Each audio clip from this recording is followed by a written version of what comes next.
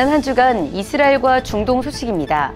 2월 21일 러시아군이 우크라이나전에서 공습용으로 대거 사용한 이란산 드론이 가성비 높은 무기라는 평가를 받으며 아시아와 중동 각국으로 잇따라 수출되고 있습니다. 미국 경제매체 포브스는 이란 정보부의 말을 인용해 전 세계 90개국이 이란 드론을 사용하기 위해 줄을 서고 있으며 중국도 15,000대 대량 주문을 했다고 보도했습니다. 이란도 마케팅을 강화하는 가운데 러시아도 우크라이나전 춘계 대공세를 앞두고 이란산 드론을 추가 대량 수입해 비축하고 있다고 전해졌습니다. 같은 날 초대형 신도시 네옴시티를 계획 중인 사우디아라비아가 또 다른 미래 신도시 비전을 내놔 화제가 됐습니다. 사우디 정부는 새로운 주거지 컨셉트인 뉴 무카브를 공개했는데 건물의 한 변 길이가 400m에 달하고 내부엔 미 뉴욕 엠파이어 빌딩 20개를 채울 수 있는 방대한 공간이 조성됐습니다. 무카브는 무함마드 빈 살만 사우디 왕세자가 적극 추진 중인 프로젝트며 빌딩 안에는 수만 명의 거주민이 생활할 기반 시설이 마련될 것이라고 전했습니다. 2월 22일 서한지구에서 수색작전을 벌이던 이스라엘군이 팔레스타인 무장 세력과 충돌해 최소 10명이 숨지고 102명이 부상을 입었습니다. 이스라엘군은 지난해 10월 이스라엘군 사례와 다수의 정착촌 공격에 개입한 지명 수배자 3명을 체포하기 위해 나블루스에 진입했습니다. 이스라엘군은 이 3명이 은신한 건물을 포위하고 항복을 요구했지만 이들 3명이 발포로 대응하면서 총격전이 벌어졌고 수배자 3명은 모두 이번 전투로 사망한 것으로 알려졌습니다. 2월 23일 사우디아라비아에 이어 오만이 이스라엘 항공기의 영공을 개방했습니다. 오만 민간항공청은 민항기와 관련한 차별을 금하는 국제적, 지역적 요건을 시행한다며 우리 영공이 비행 요건을 충족하는 모든 항공사에 개방돼 있음을 확인한다고 밝혔습니다. 사우디를 비롯한 중동 아랍 국가는 이스라엘의 국채를 인정하지 않아 이스라엘에서 출발한 항공기의 영공 통과를 막아왔으나 이번 조치는 관계 개선의 신호를 보낸 것으로 평가되고 있습니다.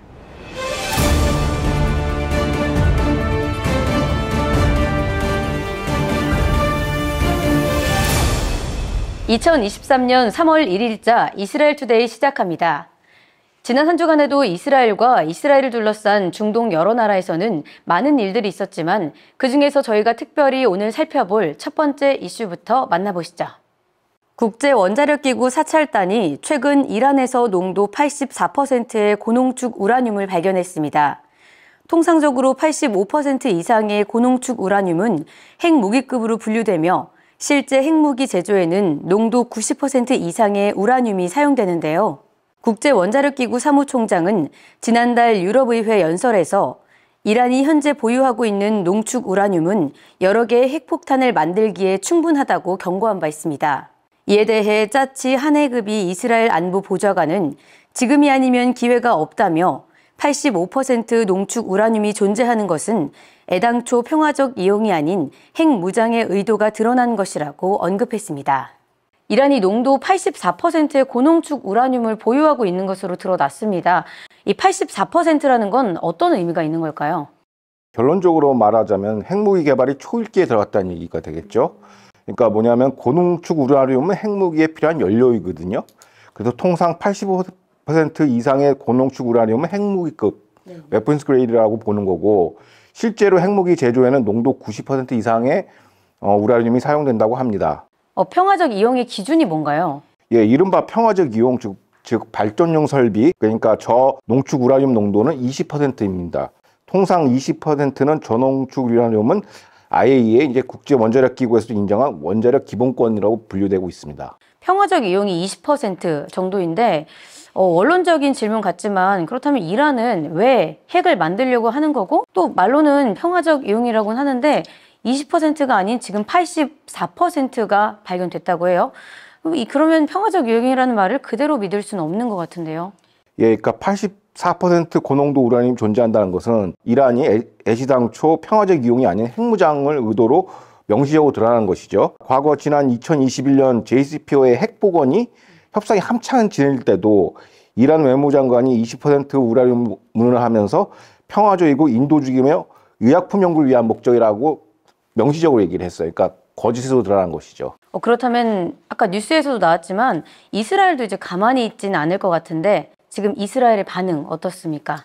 그러니까 현재 이제 이스라엘 안보 커뮤니티는 현재 지금 아니면 기회가 없다. Now or never. 그러니까 지금이 골든 타임이라는 거예요. 이란 타격을 위한. 그래서 네타냐후 총리가 이제 입각한 이후에 국방부 장관, IDF 참모총장, 국방정보본부장, 모사국장 등 군 정보 수뇌부들을 최소 5차례나 회동을 가졌다고 해요. 뭐에 대해서 단독 이란 타격 계획을 독려했다고 합니다.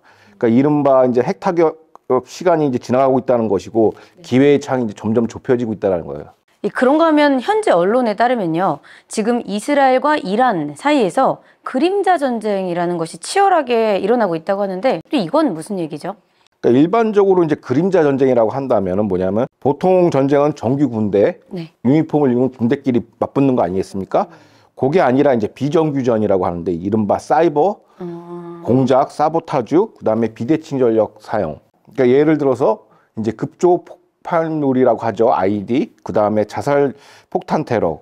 또 하나가 이제 드론을 사용한 공격입니다. 요번에 해상에서 이제 이란이 이스라엘 유선에 대한 드론 공격이 이제 지속적으로 자행됐는데요. 지난 2월 10일 날 이제 이스라엘 국적 유조선 캄포 스코어호라고 오만 해안에서 이제 300캐리 떨어진 아라비아해에서 드론 공격을 받았습니다. 그러니까 선원 및 인명 피해는 없지만 선박에 경미한 손상이 있었다고 합니다. 네, 이 러시아와 또 우크라이나 간의 전쟁이 1년이 넘어가고 있는데 또다시 이스라엘과 이란의 전쟁 분위기가 무르익어가는 것 같아서 마음이 좀 무겁네요. 네, 이제 양국간 이제 긴장감이 이제 빌드업되는 구조라고 볼 수 있죠.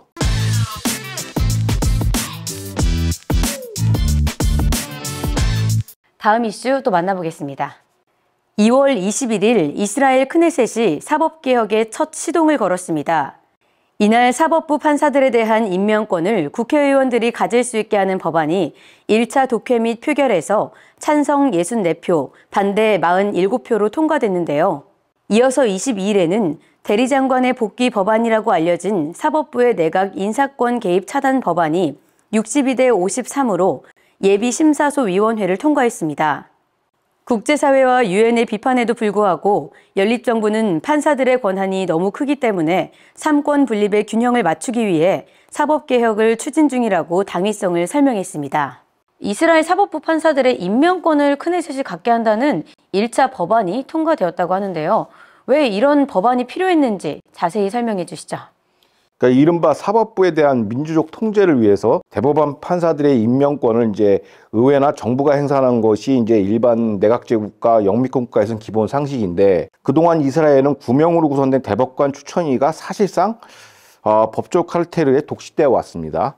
그러니까 이게 이른바 셀프 인사를 한 건데 이 배경을 조금 설명해 드리자면 지금 9명의 대법관 추천위원회가 있어요. 근데 기존에는 어떻게 되어 있냐면 내각에서 추천위원 2명, 대법원에서 3명, 의회에서 2명, 변협에서 2명 이렇게 인사를 추천해서 거기서 이제 투표를 통해서 이제 다수결로 이제 뽑는 겁니다. 대법관을. 그런데 여기서 이런 기존 구조에서는 이제 대법관 3명이랑 이스라엘 변협 3대2 하면 5가 되지 않습니까? 그 다음에 내각이 2이고 의회가 2이니까 5대4로 항상 이겨요.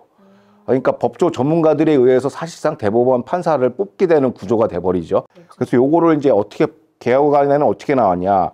일단 개혁안의 개요는 이럽니다. 대법원 구성의 다양성을 위해서 이렇게 이제 법조 카르텔에 의해서 구성되는 것보다는 내각 3, 대법관 3, 의회 3, 그러니까 3대 3대 3 비율로 이제 다 동수로 만들어 놓은 거야. 구인위원회를. 예. 그래서 그러면 뭐가 바뀌느냐? 변협 몫으로 2명이 들어가지 않습니까? 그걸 폐지해버린 거예요.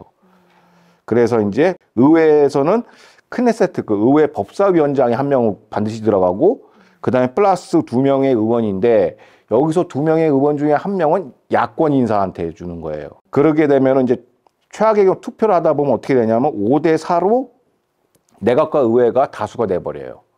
그러니까 사실상 내각과 의회가 이제 민주적 통제로 이제 사법부의 인사권을 이제 장악하게 되는 것이죠. 그럼 이스라엘에서는 네타냐후 정부가 들어선 이후 사법개혁을 강하게 진행하고 있고 또 일부에선 강하게 반대하고 있는 상황입니다. 이 조현영님께서도 여러 번 설명을 해주셨겠지만 왜 사법개혁을 하려고 하는지 또 찬성하는 사람과 반대하는 사람은 또 왜 반대하는 건지 궁금한데요. 예, 일단 이제 현재 이스라엘 사법부 개혁의 논란의 본질은 이제 사법부의 권한을 놓고 네타냐후 총리는 비대해진 사법부의 정상화 혹은 제자리 찾기라고 할 수 있습니다. 현재 이스라엘 사법부는 주류 매체의 보도와 달리 내각의 인사권 개입, 법률 심사권을 광범위하게 행사해서 사실상 판결문으로 입법을 침해하는 결과가 있고요. 개헌 수준의 심사권을 행사하고 있습니다. 기본법에 대해서. 헌법 심사를 한다면서 사실상 개헌을 해버리는 것이죠. 그러니까 이런 걸 종합해서 보면 현재 이스라엘 사법부의 단면은 선출되지 않는 권력인 사법부가 사실상 정부와 의회를 통제하고 있는 구조입니다. 이거에 관해서 이제 미국의 이제 저명한 월스트리트저널조차도 이스라엘 사법부는 미 연방대법원, 그다음에 영국 법원보다 지구상에서 가장 막강한 사법 권력을 휘두르고 있다고 평가하고 있습니다. 요게 이제 개요가 되는 것이죠. 그런가 하면 대리장관의 복귀 법안도 역시 통과되었다고 하는데 대리장관은 누구이고 또 왜 복귀 법안이 필요한 건죠? 그러니까 네트냐후 내각의 최단기 장관 임기를 기록한 사스당 대표이거든요. 대리장관이 사스당 대표이면서 내무부와 보건부 장관으로 임명됐어요. 대리의원이. 근데 취임 일자가 12월 29일인데 취임 후 24일 만에 해임이 됐습니다. 그래서 최단기 장관인데 장관 해임 배경에 대해서는 현지 매체는 이제 이스라엘 대법원이 의원에 대한 심사를 해보니 장관 부적격자다. 부적격자. 네, 그래서 지명 무효 명령을 내렸어요. 이를 이제 내각에 통보했고 네트냐후 총리가 그걸 수긍해서 받아줘서 해임이 됐죠. 그래서 이른바 대리장관 복귀 법안이라고 명명을 했는데 구체적인 내용은 뭐냐면 총리의 내각 조각권, 그러니까 인사권, 총리 구성을 하지 않습니까? 그 내각 인사 장관들을 이거를 사법부의 심사를 원천 봉쇄하는 법안. 이걸 개입해서 쫓겨났으니까 이걸 하지 마, 인사권 개입하지 마라고 선을 그어버린 거죠. 그 법안이 이번에 소의회를 통과했다고 봅니다. 완벽히 그러면은 통과한 게 아니고 그냥 소위원회만. 그러니까 이스라엘 의회가 복잡한 게 뭐냐면, 그러니까 본회의, 우리로 치면 본회의죠. 네. 본회의에서도 한 3차 리딩이 있어요. 그렇죠. 들어가서 그 전에는 뭐가 있냐면 이제 각 상임위에서 법률 사법 법사위, 우리로 치면 법사위예요. 복잡한데 법사위에서 이제 소위회를 이제 통과하고 이제 본회의 투표를 또 앞두고 있어요. 그러니까 절차는 여러 번 나왔는데 1차를 통과했다는 거죠. 조현영님이 보기에 네타냐후 정부의 사법개혁 원하는 대로 잘 진행이 될 것 같나요? 보니까 이제 순차적으로 패키지 법안을 쪼개서 이제 하나하나 이제 차근차근 통과시키고 있는 형국이라 올 사반기 안에는 어떻게 보면 사법개혁에 대한 입법은 완료될 거라고 보는데 현지에서는 이게 이른바 여기까지가 1단계 페이즈 1이라고 그래요. 그 페이즈 2는 아직 미공개 상태입니다. 그래서 이제 이번 판에 완전 사법부를 버장머리 고칠 것 같아요. 네, 사법개혁은 우리나라나 어디든 복잡하네요. 예. 네, 다음 이슈 알아보도록 하겠습니다. 이스라엘이 튀르키예 시리아 강진 발생 후 처음으로 시리아 내 친이란 무장 세력을 폭격했습니다. 시리아 강진 후 피해 복구가 절실한 상황 가운데 특히 민간 지역을 폭격한 이스라엘을 향해 비난의 목소리가 쏟아지고 있는데요. 2월 19일 새벽 이스라엘군은 시리아 수도 다마스쿠스 외곽의 한 10층 높이 건물을 폭격해 친이란 민병대원과 민간인을 포함한 15명이 사망했습니다. 이번 이스라엘의 시리아 폭격은 시설물 타격보다는 요인 암살의 성격이 강하며 민간 지역 희생자도 단순 민간인이 아닌 시리아 기술자와 이란 관리라고 로이터는 소개했습니다. 안 그래도 시리아는 지난 2월 초에 발생한 지진 때문에 피해가 지금 큰 상황인데 이스라엘이 시리아를 폭격한 것이 너무한 게 아니냐 이런 여론이 많은데요. 그런데도 왜 이스라엘은 시리아를 폭격한 건가요? 예, 그러니까 최초 보도에 따르면 친이란 무장세력 민병대를 이스라엘이 폭격했다고 알려졌는데요. 이게 지탄이 대상이 되는 이유가 뭐냐면 이들이 민간인 거주 주거시설에 은닉해 있다 보니까 IDF가 이제 세간의 질타를 받는 것이죠. 민간인 지역 폭격이다. 민간인 지역. 예, 그게 이제 비판의 대상이죠. 그럼 이번 공격으로 시리아의 피해는 어느 정도 될까요? 그러니까 앞서 리포트에서 나온 것처럼 10층 건물이 완파됐어요.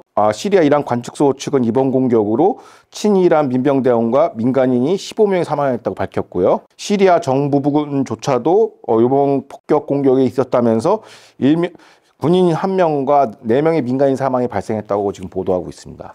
항상 그렇지만 피해 규모를 발표하는 것도 시리아에서 발표하는 것과 또 이스라엘이 발표하는 것 서로 차이가 있습니다. 이번에 시리아가 사망했다는 민간인도 이스라엘 쪽에서는 단순히 민간인이 아니라 이란 관리였다고 하더라고요. 그러니까 이스라엘이 공식 인정은 안 하는데 타 매체를 통해서 흘러나오는 것이죠. 요번에 민간인이 말이 좋아서 민간인지 사실상 군사 고문단이에요. 군복을 안 입었다 뿐이지 공작원에 가까운 사람들이고요. 희생자나 피해 당사자는 다름 아닌 이제 시리아 육군 소속 화학무기 전문가입니다. 그러니까 시리아 과학연구소 출신이라고 매체는 설명하는데요. 여기서 시리아 과학연구소는 시리아의 다양한 군수물자나 우리나라 치면 국방과학연구원이에요.